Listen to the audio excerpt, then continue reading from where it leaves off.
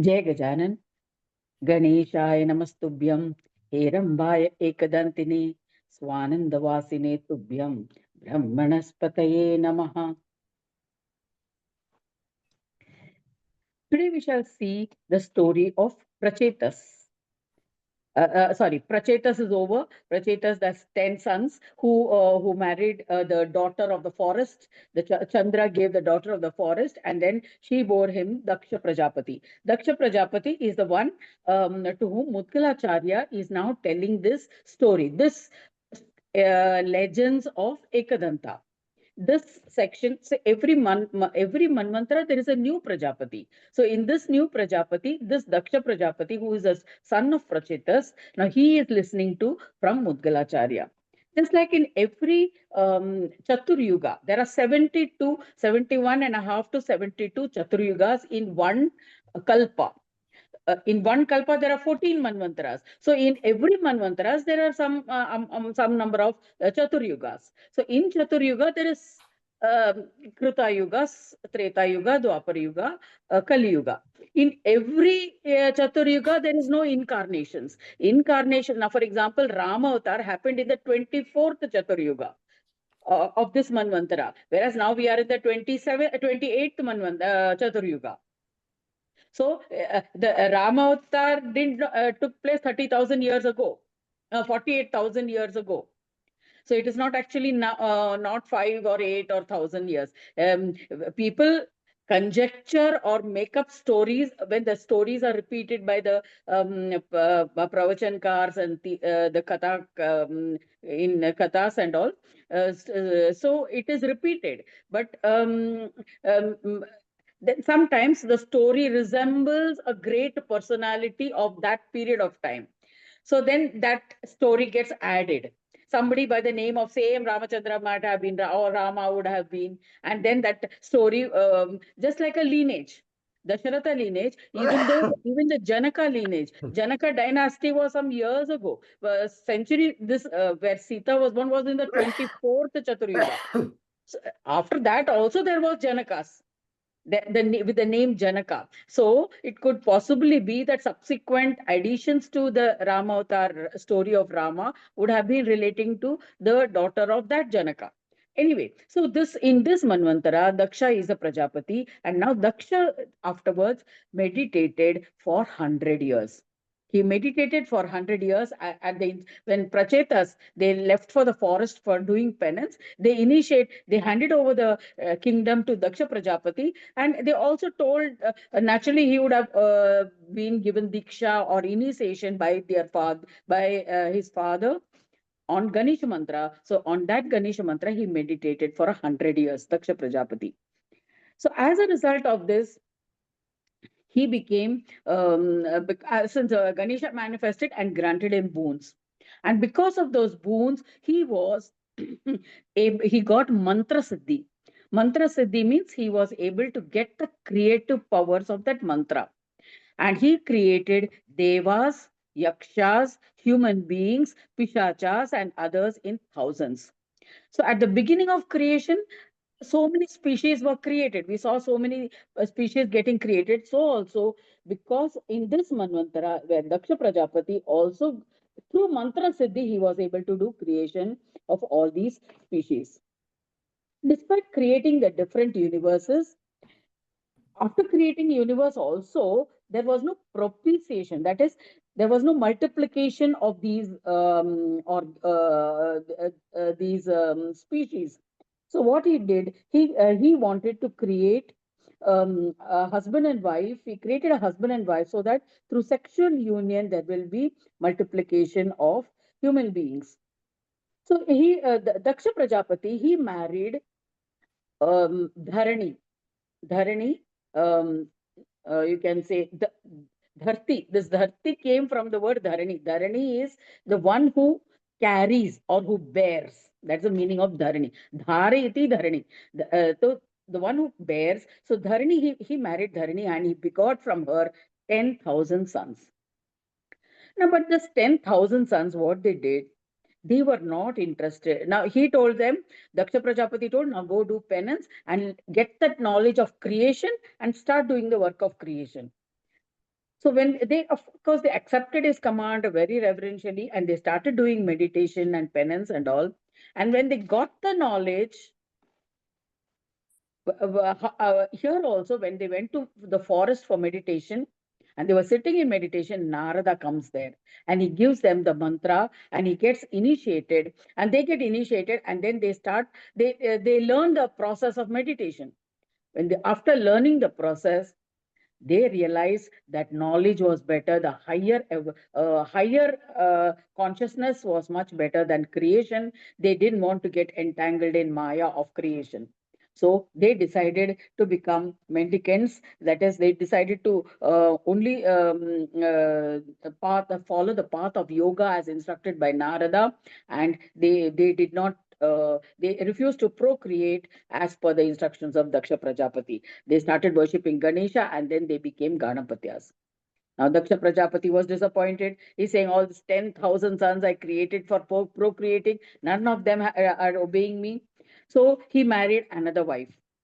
He married Ashikni or Virini.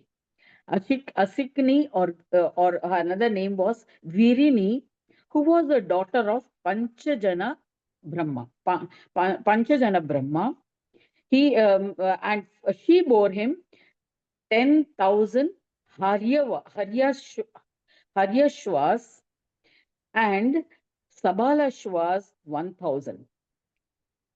Haryashwas are uh, they are a species. They may not be human beings. Ashwa is basically horse, means horse-like character, but Hari is human being. So mixture of that, and he that were 10,000 in number. They also preferred to do meditation, and they also went to the forest to when Daksha asked them to do penance. They went to the forest. There again they met Narada, and Narada initiated them, and they also didn't want to do any procreation. They wanted pure knowledge, and so they followed the path of yoga. Now, this other 1,000 sons, Sabalashwas, they also when Daksha realized this, it's, they too left. Okay, they too left, and the path of karma. They didn't want to do this karma and all this enter into Maya, procreation, and all of that. And they also did penance and followed the path of yoga. Daksha was furious. He said, this Narada came and initiated them, and all of them are becoming yogis, and nobody is doing any creation. So Daksha was furious, and he pronounced a curse on Narada. He said, Narada, you will not bear any son. You will not be able to procreate, and you will be wandering from Swarga Loka to Earth to Patal Loka, and you'll be continuously wandering.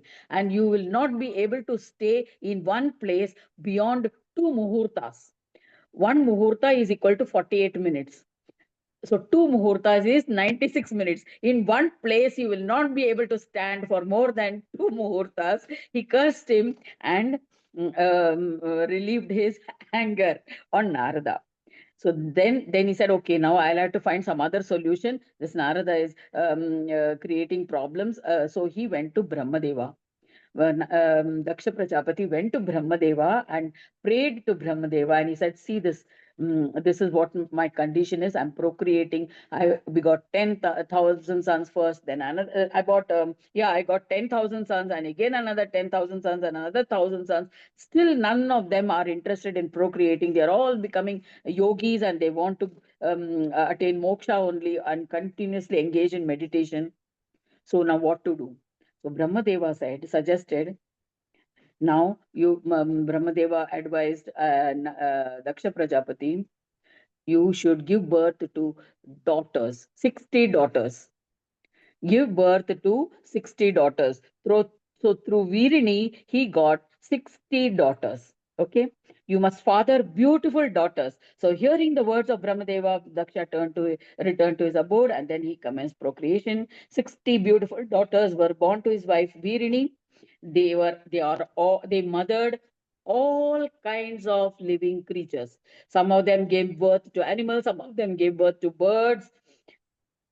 Variety of creatures were born from these 60 daughters. So Out of these 60 daughters, now we shall see the lineage, how the procreation happened. Maybe we have seen it before, I don't know, I'm not very sure. But the 60 daughters, out of them, 10 were given to Dharma. Dharmaraja, he was given 10 daughters. Rishi Kashyapa was given 13 daughters in marriage. Then 27 daughters were wed to Chandra. 4 were wed to Arishtanemi Bahuputra. Arishtanemi, 4 were given to Bahuputra, Arishtanemi. So how many? 10 plus 13, 23 plus 27, 50 daughters are gone. 4 year, 54. Arishtanemi got 4. Bahuputra wed 2 daughters, so 56. And 2 were wedded to Kushashva. And Angiras were given 2 daughters in marriage.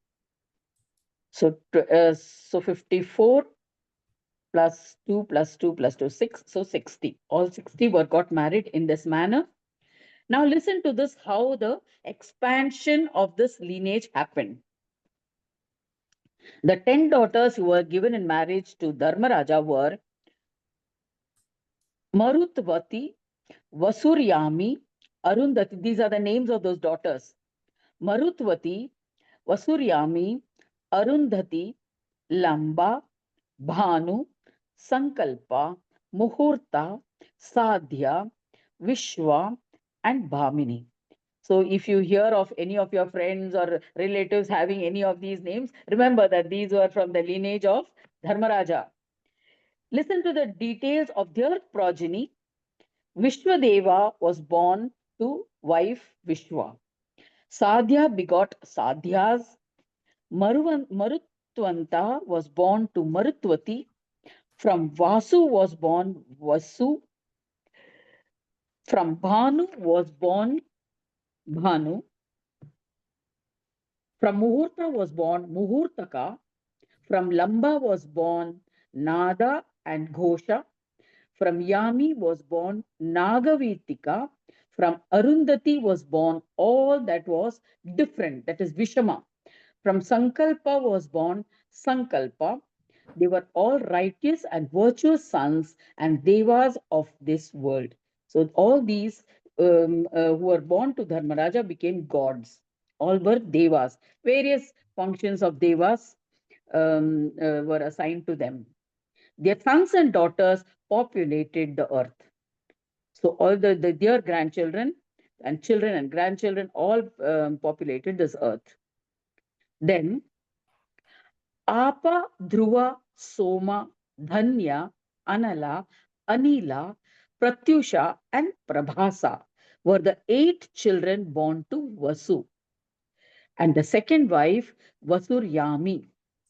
Then Diti, Aditi, Kadru, Arishta, Surasa, Danu, Surabhi, Tamra, Krodhavasa, Ira, Muni, Kasha, and Dharmajna were the 13 righteous daughters who were wed to Kashyapa Rishi. Kashyapa Rishi was married these 13 daughters of Daksha Prajapati, of whom Diti and Aditi. Diti gave birth to all gods, devas, Indra, Varuna, and everything. And Aditi gave birth to all demons. And so listen to the narration of their lineage. Vivaswan, Dhata, Bhaga, Amshaka, Twastha, Varuna, and many other devas were born to Aditi. Sorry, these gods were born to Aditi. From Diti were born all Daityas. Daityas, Danavas, all of them were born from Diti. All have been described in the scriptures. Various scriptures in Shiva Puran, Vishnu Puran, any Puran you take, you will get mention of Diti and Aditi. Diti, actually, Aditi was the first wife, then Diti is the second wife. That is Daityas, Danavas were born from Diti. Aditi gave birth to all Devas, including Indra, Varuna, and everybody. From Danu were born the Danavas. The important Danavas among them were Tarakasura, Viprachiti, Sambhara, Kapila, Swarabhanu, Shankara, Vrishaparva, Veera, and Dhira. Then Surasa, the fourth daughter, that is out of the 13 daughters, the fourth daughter. So Surasa gave birth to 1,000 sons who became famous as the Sarpa, snakes. Snakes were born from this fourth daughter. 1,000. Then fifth one, Arishta, gave birth to 1,000 Gandharvas, that is celestial musicians. O Prajapati, that is Mudgalacharya is narrating to Daksha Prajapati, O Prajapati, Sesha and other great snakes, Nagas, were born to Kadru. Kadru, the third daughter. Then from Tamra were born 6 beautiful daughters, namely Suki, Shreni, Bhasi, Grantika, Sugriva, and Suchi. From them were born the entire clan of birds. Birds were born from this daughter who was married to from the daughters of Tamra, who was married to Rishi Kashyapa. From them were born the entire clan of birds. Then from Surabhi were born innumerable cows and buffaloes. From Aira were born trees, creepers, grass, plants, etc. 33, then Yakshas, half demons. Yakshaganas are half demons, and Punyajana were born to Muni, to the Muni Kashyapa. From Krodavasa was born the terrifying Rakshasas. Then from Vinita were born 2 sons, Aruna and Garuda. Kechara and Preta were born sons of Kasha. These were the descendants of the Kashyapa lineage living among the animate and inanimate in the yuga of Vaivasvata. Vaivasvata Manvantara. Vaivasvata Manvantara in this yuga. These were born from Rishi Kashyapa. Those who have the Gotra, Kashyapa Gotra, are all from this lineage. So it could be that you were birds, you could have been animals, buffaloes, cows, everything you could have been in the previous earlier lifetimes.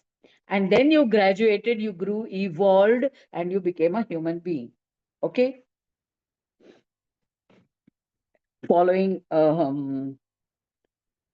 evolutionary, or it could be that you were among the human beings also. Then Arishtanemi's sons assumed the form of Vedas. Brahmaputra's wives begot 4 daughters who were the forms of lightning. The wives of Angiras gave birth to sons, Rishi and Rishatkrita. The highly respected Krusadhyaya's wife begot a sons, Deva Rishi Deva and Praharana. After a period of 1,000 yugas, 1,000 yugas means one yuga is 12,000. One yuga means a Chatur Yuga is 12,000 years. If it is Krita Yuga, it is 4,800 years. Treta Yuga is 3,600 years. Dwapara Yuga is 2,400 years. And Kali Yuga is 1,200 years. So totally is 12,000 years. So 1,000 Chatur Yuga, let us assume it is a Chatur Yuga. So 1,000 Chatur Yugas, they are recreated. At the end of a Manvantara, no, so 1,000 yugas here, it means any yuga. So we could include any of these 4 yugas. So at the end of a Manvantara, they are born again. That means at the end of a Manvantara, there could be a pralay, there could be some kind of destruction or annihilation, which could take the form of fire, it could take the form of floods, it could take the form of some kind of a disease, like how we saw corona and so many millions died. So it could take any form, and there will be an annihilation, and then they are all born again. Despite creating many sons, Kashyapa, the known of the divine principles, was not content. So he commenced austere penance for begetting more sons. Even after getting all these sons through so many daughters, he was not satisfied, and he started penance, doing penance. After severe penance, he begot two sons by the name of Vatsar and Asita. They were well versed in the sacred texts. Vatsar gave birth to Naidruva and the famous Raibhya. A Rudragana by the name of Dyutimanta was born to Raibhya. Naidruva, Naidruva also there is a Gotra named Naidruva Kashyapa Gotra. So this is also, so it shows the descendant of Kashyapa and then Naidruva. Naidruva married Maharshi Chavana's daughter named Sumedha. Sumedha gave birth to many sons named Kundapai. Asita's wife Ekaparna gave birth to a divine child named Devala. Now, see, if you see these kind of, when you from our Gotra, we know which lineage, then you can also know the kind of character of who was the person who gave birth to. Whether he was born of a Rishi, Danava, Daitya, accordingly, you can come to know. So, accordingly, we'll have those kind of qualities. Now, Kashyapa Rishi gave birth to gods as well as Daityas, Danavas. So, we must remember all these qualities are a permutation and combination of the three gunas, Sattva-guna, Rajaguna, and Tamoguna, which is existing in all of creation. So there will be good things and bad things. There will always be good people and bad people. So we need to choose what we want to choose, and we will attract also that kind of people towards us. So we cannot say that these people cannot exist and those people cannot exist. It is God's creation. God has created, or the divine's creation is there. Everybody will be there. Everybody has a place either on this earth, on the in the Swarga Loka or Patal Loka. So they're all existing. So one species destroying the entire other species cannot happen. If it happens, then the divine will incarnate and give strength to the weaker one, and will boost the strength of the weaker, or take the side of the weaker person, and then again re-establish balance of all the living creatures which was created originally.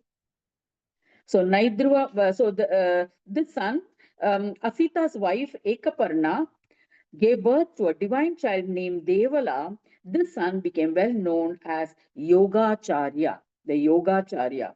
A Maharshi named Shandilya Rishi. Shandilya Rishi Gotra we have heard of. A Maharshi named Shandilya was born to Asita and was also a very eminent yogi and a knower of all philosophies. In this manner, Maharshi Kashyapa blessed the world with many virtuous sons. Even the Danavas, Daityas, they also learn Vedas and Shastras. Their teacher is Shukracharya. Shukracharya is a great devotee of Shankara, Shiva Bhakta. So all are existing, all have knowledge of everything. It depends on to what extent we evolve as a lineage, as a procreation, the procreation who comes in that lineage. It depends on each individual how much you develop or grow, acquire knowledge according to our potential. In this manner, Maharishi Kashyapa blessed the world with many virtuous sons. Anyone who reads or listens to this story of Kashyapa's lineage will be blessed with all desires. So, in this way, we end this chapter on description of Kashyapa's creation in the second khand of the Purana Upanishad, Srimad Mudgal Puran, which speaks about the legend of Ekadanta. We'll continue with the next chapter tomorrow.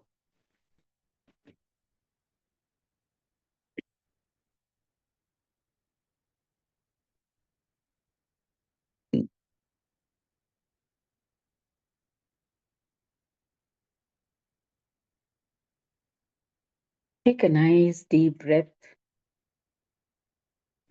and relax into yourself. See that your feet are firmly planted on the floor, spine erect, eyes gently closed.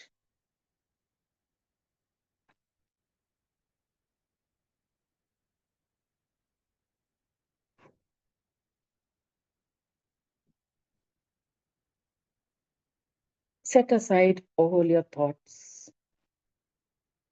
Tell your mind, I'll attend to you later.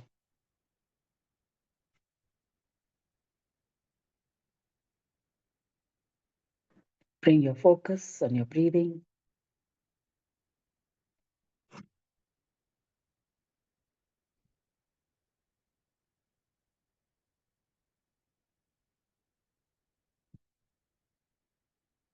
Inhale to a count of 10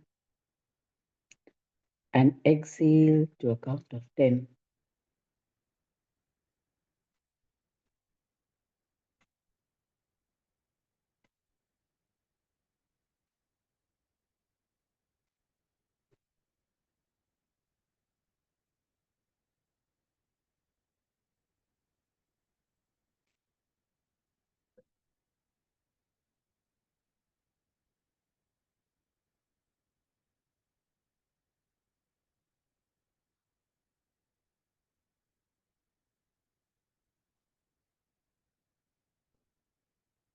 See that your breathing is rhythmic.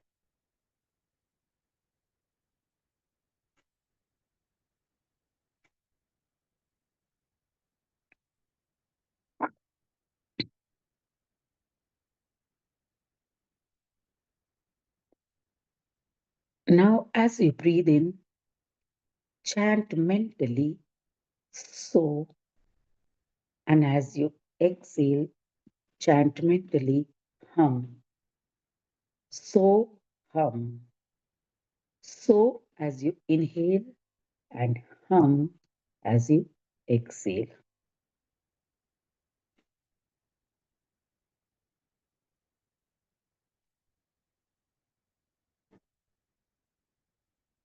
As you inhale while chanting so, imagine the flood of pranavayu entering you and nourishing each cell in your body.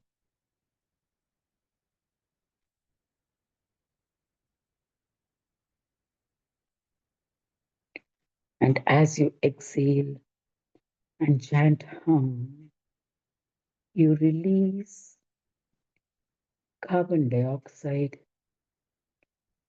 which nourishes other living creatures around you.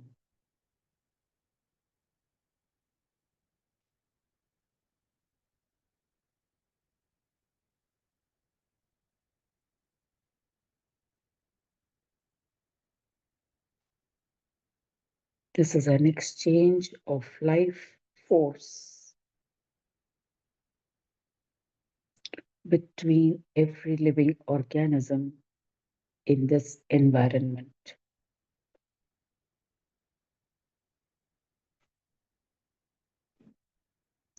What you inhale is the exhalation of the trees, and what you exhale is the food for the trees.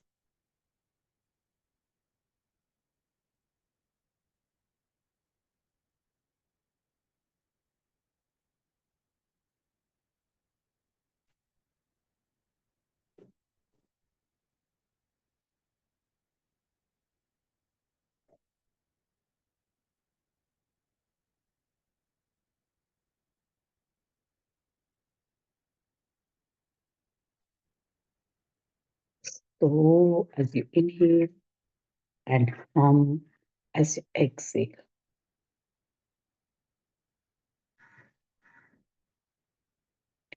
You can understand it as I am that, that I am. So hum.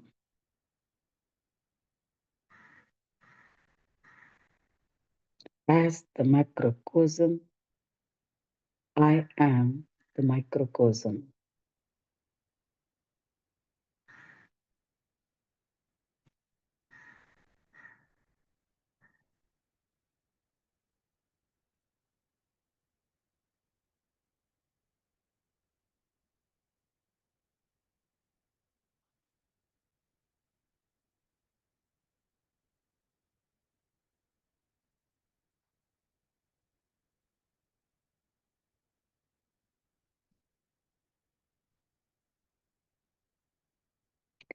What we take in from the air, we take in not only oxygen,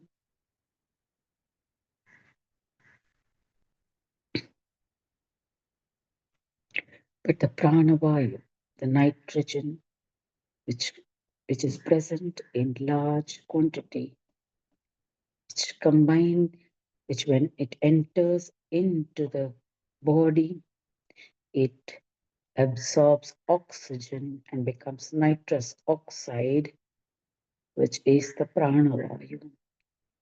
That becomes split as 5 other vayus or vital airs known as prana, apana, udana, vyana, and samana.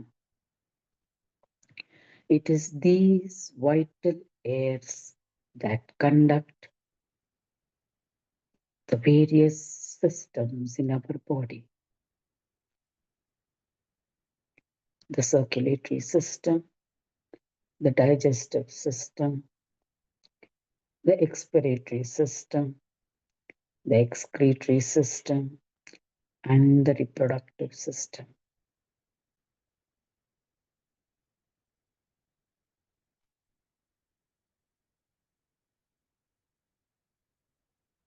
These are functions of absorptions and eliminations.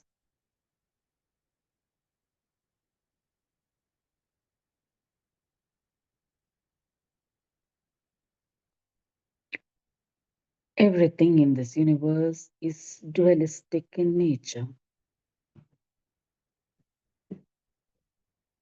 Just as inhalation and exhalation, there is action or reaction, there is absorption, elimination. Just like as there is heat and cold,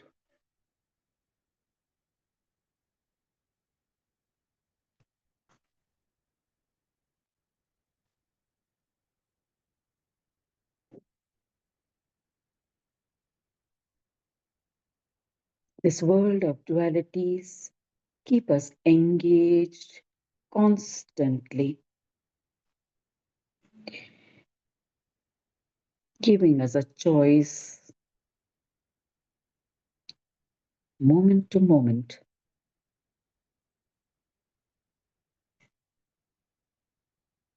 We have a choice of accepting one and rejecting another.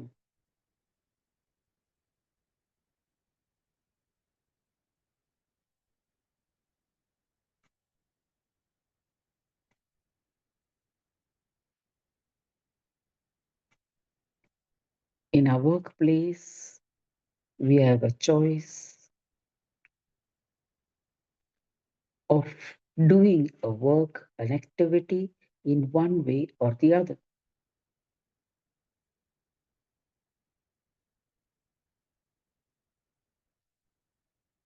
We often choose the easy way out.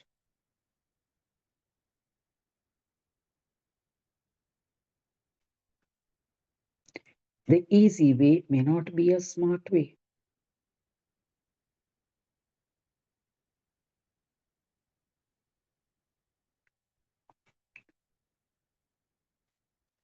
The quickest route may not always lead to the destination. There may be obstacles on the way.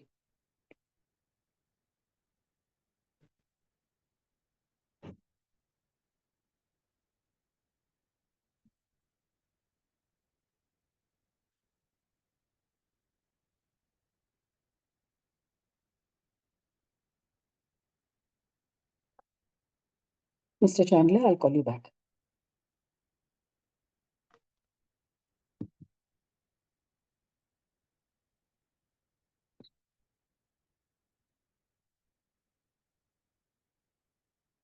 Sometimes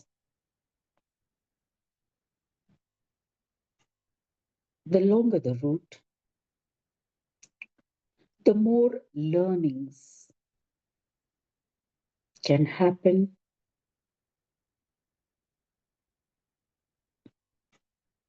the more mature we become.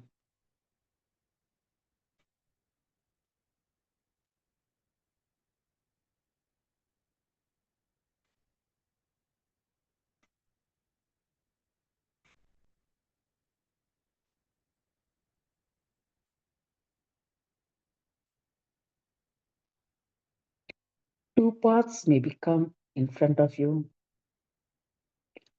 and the path you choose makes all the difference.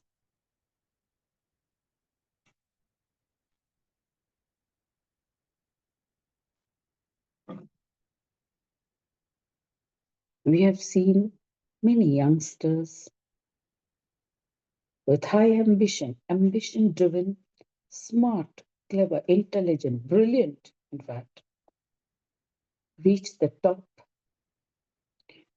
very quickly.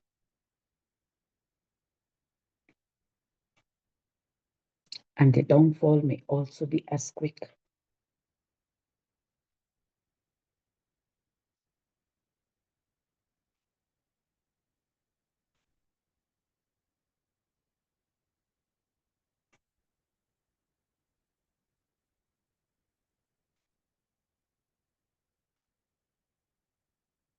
That's not necessarily the case.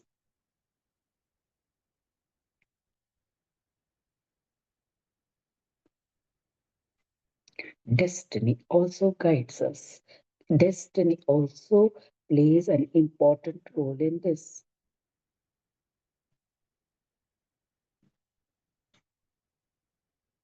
And destiny is always based on karma.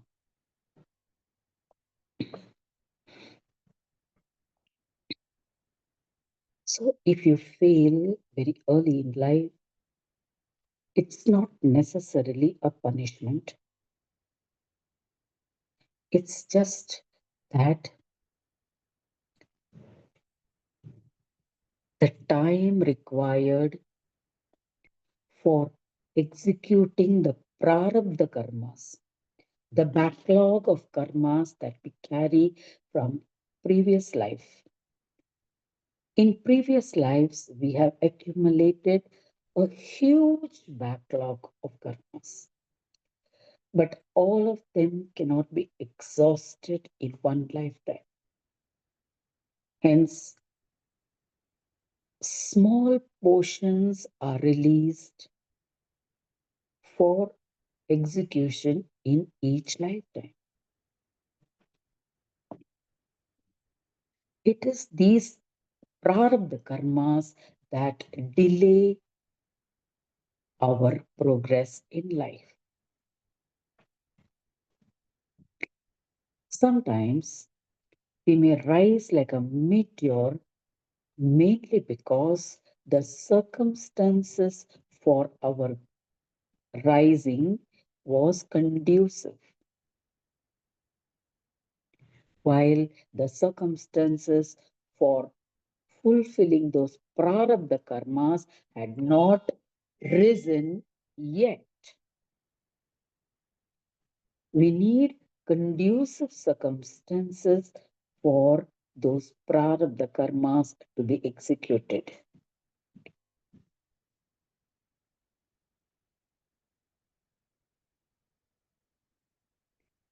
So there is nothing that is good or bad.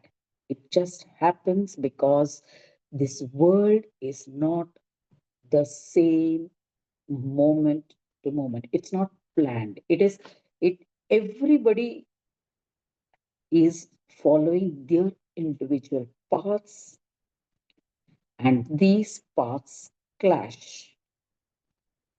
So circumstances will happen changeably.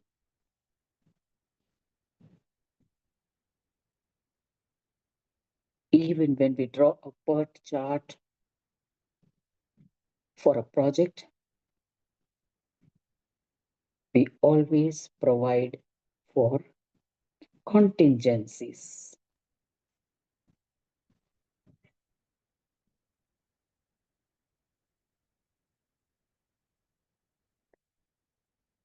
That's why there is a provision for forgiveness.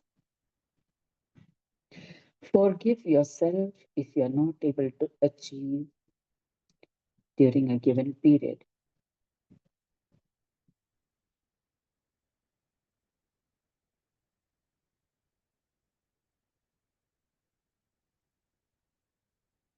This is the give and take, the dualities of life.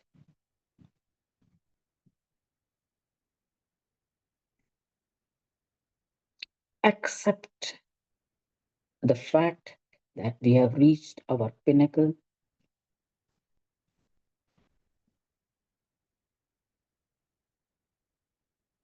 Even in share markets, there is a time when things level out.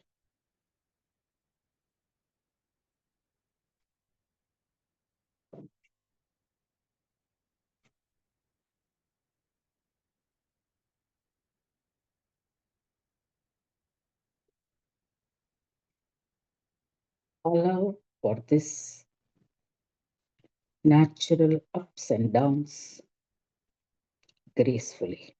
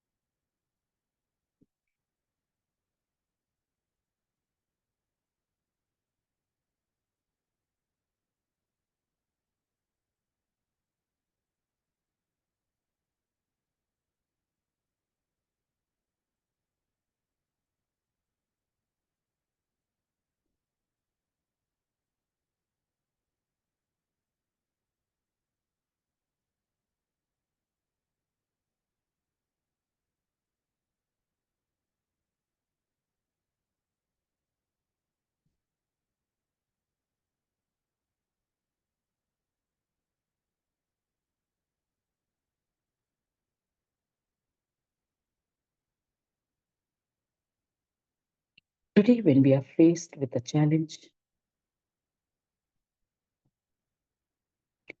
look out the options before you, choose long term,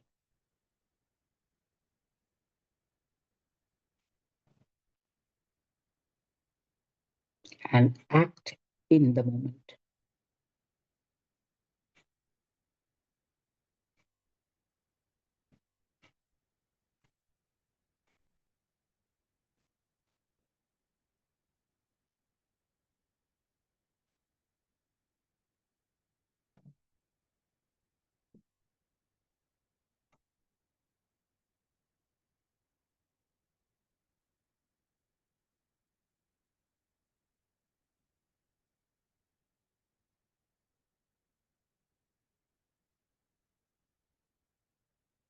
So, what will be the guiding point or guiding star in your choice? Those are the values that you stand for.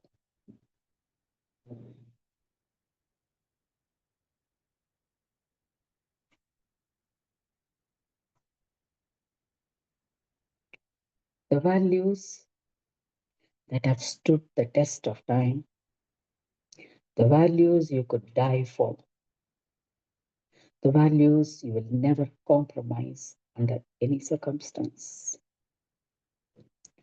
the values you uphold,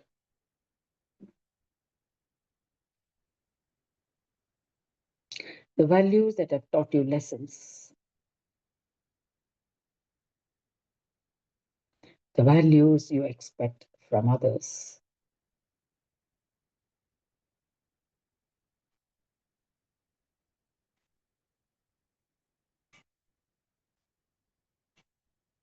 The values that brings the larger good.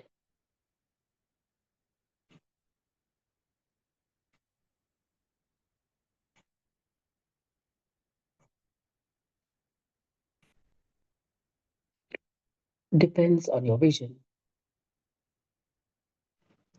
Your vision may be large enough for putting the nation first.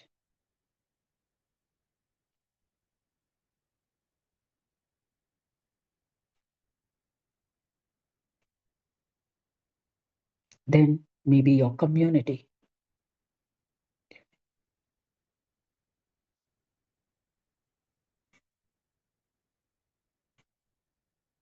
Then your family.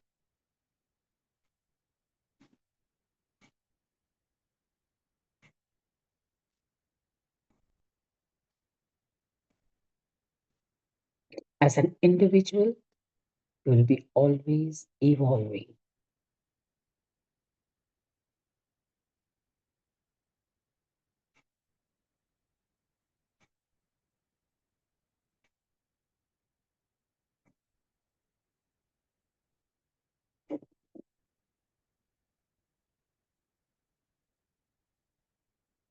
When you have a larger vision based on a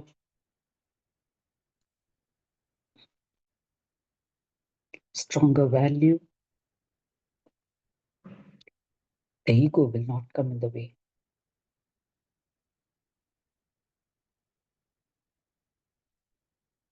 It's only when the values are petty, small, narrow,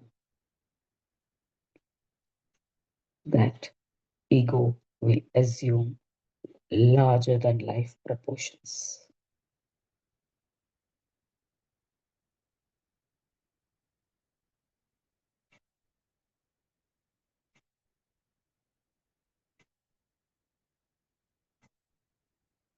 Always value your values. Be guided by scriptures, by your elders, by people who are your whom you hold in high esteem.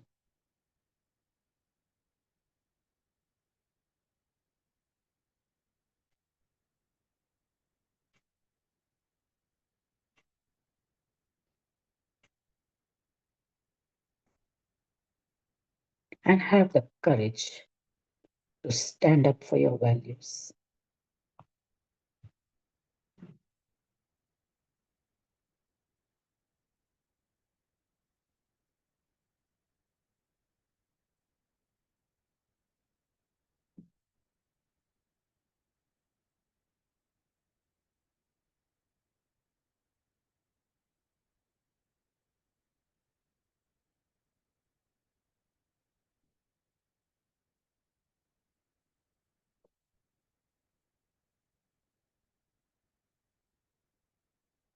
As we saw in this chapter today, there is a variety of creation in this world, in this universe. All have a place.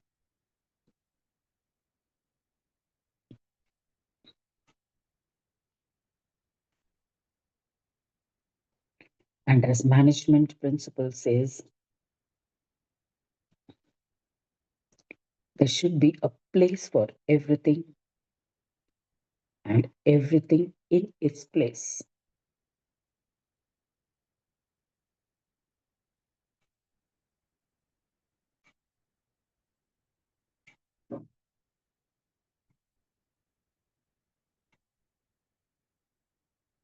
And there is this kind of organized existence. There is accommodation for all.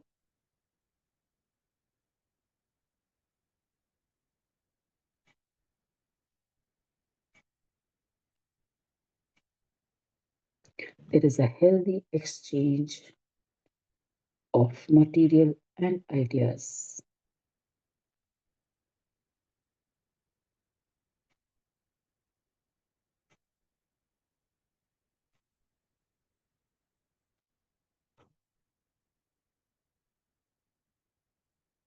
We were all born to be participants in this creation.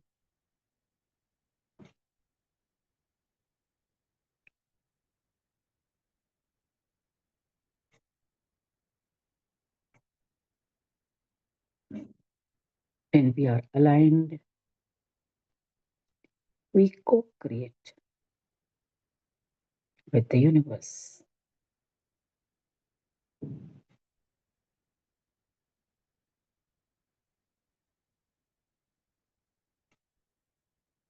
In this process, we realize our potential, what we are capable of. It's a learning process,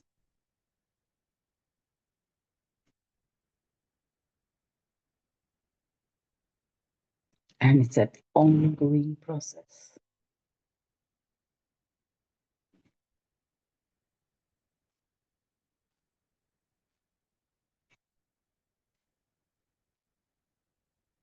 What was true 100 years ago is not true now. In terms of circumstances,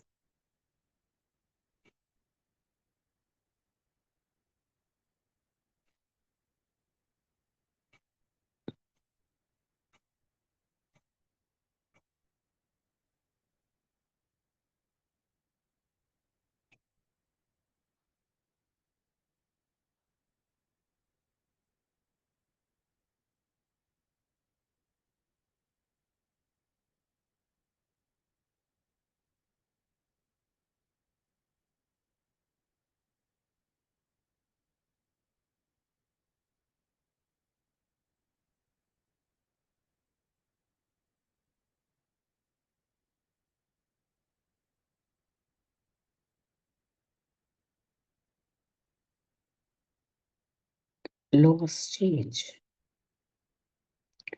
but the laws that is universally accepted with the consensus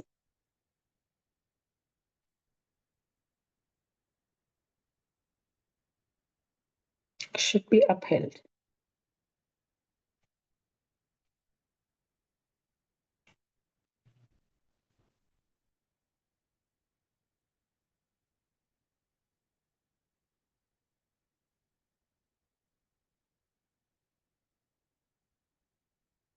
We live in a society of coexistence.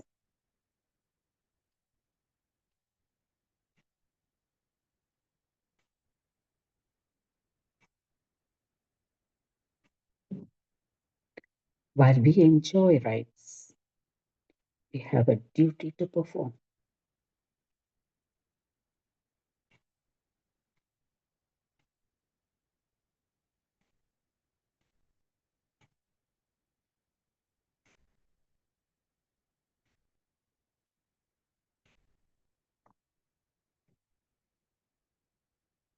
Responsibilities may be assumed even without authority. But when authority is given, it goes without saying that there is a responsibility attached to it.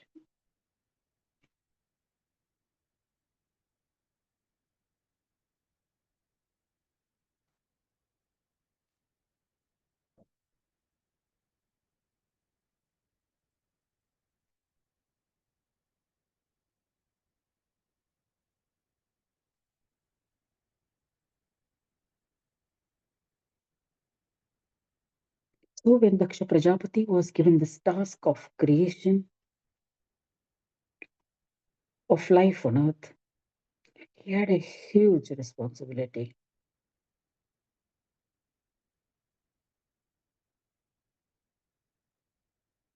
And in the process,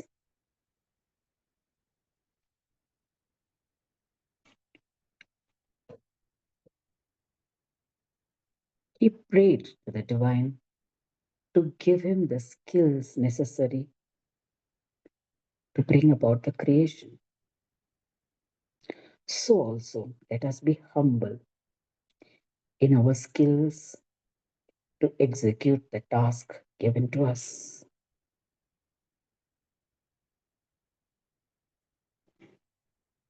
It's not always that we may succeed.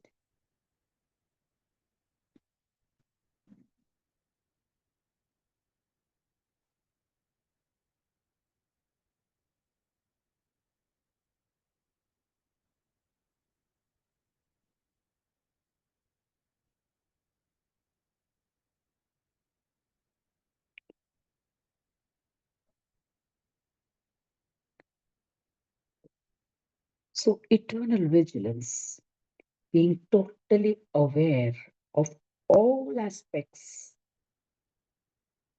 is necessary every moment.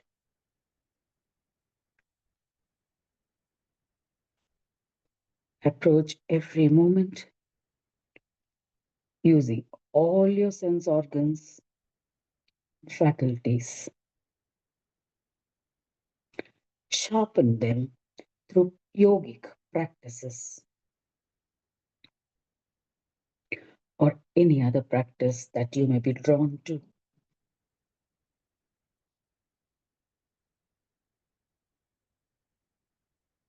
Keep yourself fighting fit.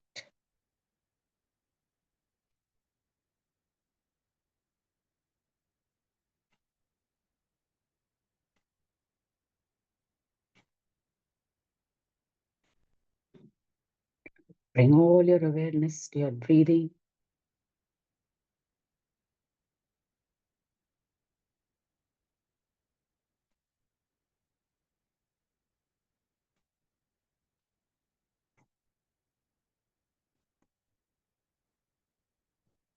Brace yourselves together for a strong, fulfilling day ahead.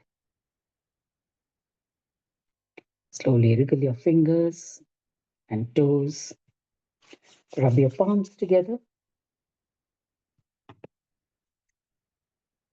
Cup your palms, place it on the eyes.